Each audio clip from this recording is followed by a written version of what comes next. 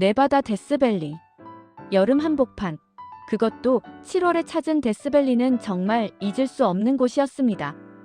여행하던 날 기온은 거의 46도에 가까웠습니다. 공기 자체가 뜨겁게 달궈져 숨을 들이쉴 때마다 열기가 피부를 파고드는 느낌이었지요. 그날 우리는 데스밸리 방문자 센터를 향해 한참 동안 사막을 가로질렀는데 몇 시간이고 차 한 대 보이지 않는 길을 달리면서 만약 차가 고장이라도 나면 어떻게 할까 하는 걱정이 계속 머릿속을 맴돌았습니다. 미국에서 제가 운전했던 차는 혼다 어코드였습니다. 우리나라로 치면 소나타와 그랜저 사이 정도 되는 차였는데 2년 동안 넓은 미국을 이리저리 누비면서도 단 한 번의 문제도 일으키지 않은 고마운 동반자였습니다. 그래서 저는 그 차에 제이슨이라는 이름을 붙였는데 그리스 신화의 영웅 이아손에서 따온 이름이었습니다. 험난한 길을 함께하는 든든한 파트너라는 의미였죠. 데스밸리로 가는 길은 그 어떤 장소보다도 멀고 고요했습니다. 미국의 드넓은 프레리도 그레이트 플레인의 황량한 평원도 지나본 경험이 있지만 그곳들은 풍요롭고 여유로운 느낌이 있었던 반면 데스밸리로 향하는 길은 마음 한쪽이 늘 조마조마했습니다. 주변 풍경이 너무 비슷하고 그늘 하나 없는 길이 끝없이 이어지니 시간의 감각도 흐려지고 바깥 온도는 무서울 만큼 치솟았으니까요. 도로는 험하지는 않았지만 위아래로 롤러코스터처럼 기복이 이어졌습니다. 이런 도로를 달리다 보니 아들이 심한 멀미를 해 뜨거운 공기가 그대로 들어오는데도 어쩔 수 없이 창문을 열고 가야 했습니다. 바람이라고 부르기 어려울 만큼 고열의 공기가 차 안으로 밀려들었지만 멀미를 가라앉힐 방법이 그것뿐이었습니다. 결국 중간중간 차를 세우고 아이의 속을 진정시키고 다시 출발하는 일을 반복했습니다. 그렇게 사막을 달리는 시간은 정말 끝이 없었습니다. 평소 같으면 음악을 틀어놓고 여유롭게 이야기도 나누고 주변 경치를 감상하며 달렸겠지만 이날은 오직 언제쯤 방문자 센터가 보일까 하는 기대만 붙잡고 갔던 것 같습니다. 지도에서 보면 가까워 보이지만 실제 사막길에서는 모든 거리가 훨씬 멀게 느껴집니다. 게다가 차들은 거의 보이지 않았고 길 옆에는 무엇 하나 눈길을 끌만한 그늘이나 건물이 전혀 없었습니다.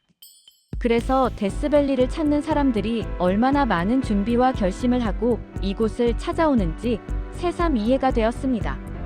그럼에도 불구하고 사람들은 이곳을 찾아옵니다. 미국에서 가장 낮은 지점, 가장 뜨거운 곳, 그리고 끝없는 사막 풍경을 온몸으로 느껴보기 위해서. 저 역시 그런 호기심과 도전심 때문에 이곳을 향했는지도 모르겠습니다. 사막을 달리다 보면 모래뿐일 것 같지만 미국의 사막은 아프리카 사막과는 조금 다릅니다.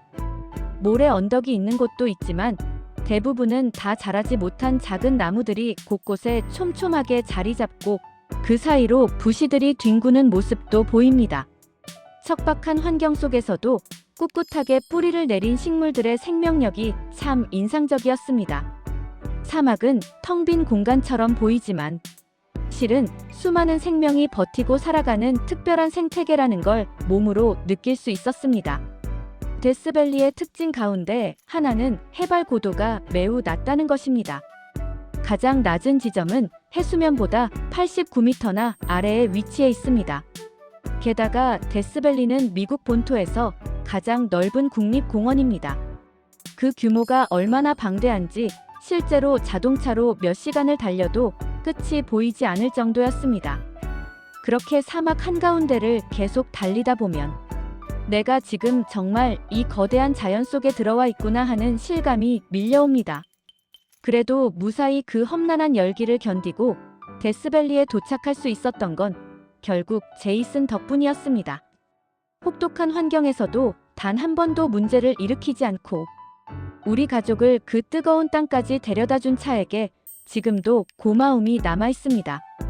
이 여행은 저에게 특별한 기억이 되었습니다. 인간이 만든 도시는 모두 뒤로하고 자연 그 자체와 마주한 시간. 사막의 열기와 고요함, 끝없는 길, 그리고 불확실함 속에서도 꿋꿋하게 이어간 우리의 여정은 그 자체로 값진 경험이었습니다. 이 모든 장면이 지금도 눈앞에서 선명하게 되살아납니다. 데스밸리는 단순한 여행지가 아니라 자연 앞에서 인간이 얼마나 작은 존재인지 새삼 깨닫게 해준 장소였습니다.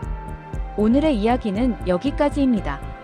구독과 좋아요는 다음 동영상을 만드는데 힘이 됩니다. 잠시 후 또 다른 미국 이야기로 찾아오겠습니다. 감사합니다.